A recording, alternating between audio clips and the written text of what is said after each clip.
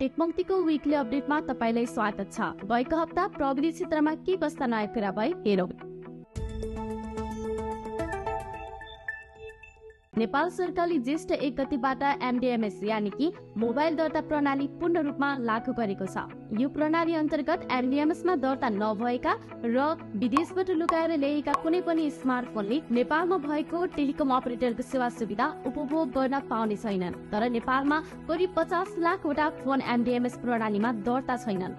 यही कुरालाई मध्यनजर गर्दै नेपाल सरकारले ज्येष्ठ 15 मा भएको बजेट भाषणमा त्यस्ता मोबाइल फोनलाई एमडीएमएसमा रजिस्टर गर्न असार 30 सम्मको म्याद दिएको छ। तर तपाईले कर बापत केही शुल्क भने तिर्नुपर्छ। आइफोन र 1 लाख भन्दा माथिको एन्ड्रोइड फोनको लागि 10,000 कर तोकिएको छ। 1 लाख भन्दा मुनिको फोनलाई 3,000 र 12 फोनलाई 300 रुपैयाँ तिर्नुपर्नेछ। यो रकम तपाईले अर्थ मन्त्रालयले तोकेको अकाउन्टमा जम्मा गर्नुपर्नेछ। नेपालमा सबैजसो इन्टरनेट सेवा प्रदायक कम्पनीले इन्टरनेटको मूल्य बढाएका छन्। सिजिनेटले 2021 मा 999 रुपैयाँमा 120 एमबीपीएस इन्टरनेट प्याकेज ल्याएसँगै सबैजसो सेवा प्रदायकले ग्राहक तान्न र भएको ग्राहकले आफूसँग टिकाइ राख्न आफ्नो इन्टरनेट प्याकेजको मूल्य घटाएको थियो। तर यो कुरा अब लगभग अन्त्य हुन लागेको जस्तो देखिन्छ।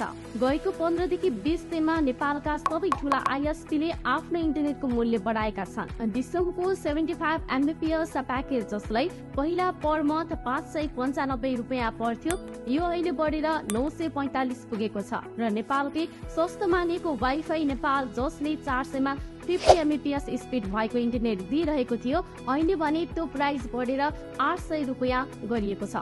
वान प्लसले आफ्नो पहिलो tablet one plus pad Nepali बजारमा सार्वजनिक गरेको छ। 11 इन्चको 2K डिस्प्ले भएको यो ट्याब्लेटमा तपाईले डिमेन्सिटी 9000 प्रोसेसर, 9510 मिडियम पर हावर ब्याट्री, 67 वाट चार्जिङ र क्वाड स्पिकर जस्तो सुविधा पाउनुहुन्छ। यसको नेपाली बजार मूल्य भने 66,500 तोकिएको छ।